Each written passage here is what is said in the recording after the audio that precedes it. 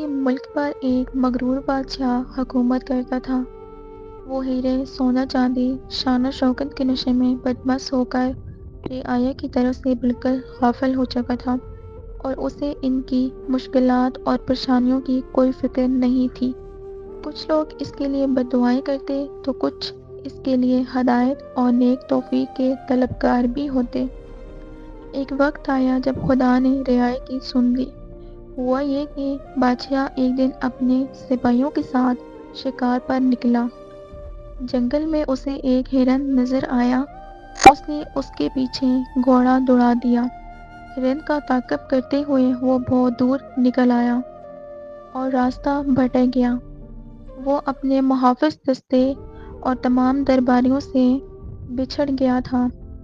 ادھر انہوں نے بادشاہ کو بہت ڈھونڈا لیکن گھنے جنگل میں مایوسی کے سوا کچھ ہاتھ نہ آیا، اور یوں رعایا کے سپاہی اور درباری اس کی اکڑ اور غرور سے تنگ آ چکے تھے۔ انہوں نے بادشاہ کو ڈھونڈنے کی تلاش بند کر دی اور واپس لوٹ گئے۔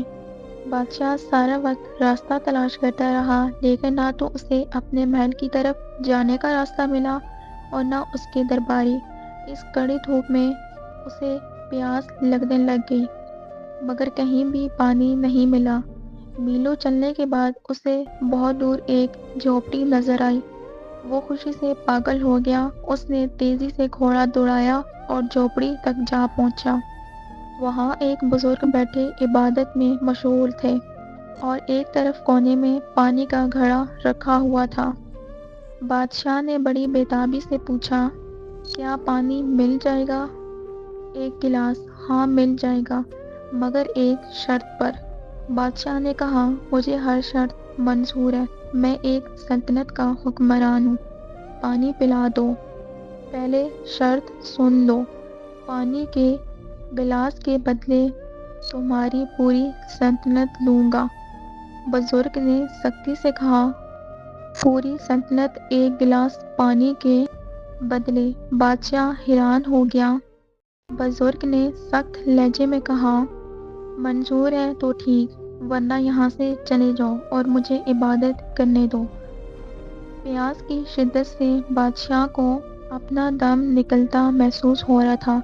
اس نے نڈھال ہو کر کہا، مجھے منظور ہے، اب مجھے پانی دے دیں۔ پانی پی کر بادشاہ کی جان میں جان آئی تو وہ بزرگ سے کہنے لگا، وعدے کے مطابق اب میں بادشاہ نہیں رہا، آپ میری جگہ بادشاہ ہو گئے ہیں۔ آپ میرے ساتھ محل چلیں اور تخت سنبھال کر مجھے وہاں سے رخصت کریں۔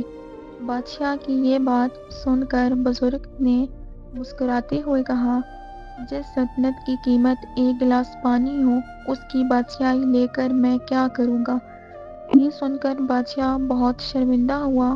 اس نے اپنی اصلیت کا علم ہو گیا تھا اور وہ جان چکا تھا کہ واقعی ہی انسان کے پاس دنیا بھر کے خزانے ہوں یا کوئی بڑی سلطنت، لیکن جب وہ مجبور ہو تو اس کی قیمت ایک گلاس پانی کے برابر بھی نہیں ہے۔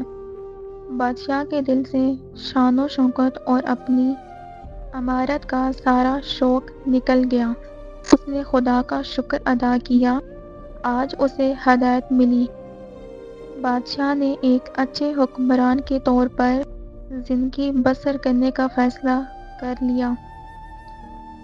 تب اس بزرگ نے بادشاہ کو گھنے جنگل سے نکالا اور محل تک پہنچایا۔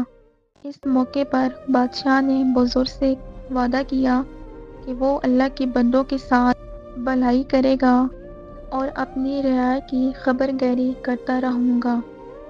اس لیے انسان جتنا بھی بڑا کیوں نہ ہو، شان و شوکت والا کیوں نہ ہو، ایک دن اس کو اپنے غرور اور تکبر کا احساس ہو ہی جاتا ہے۔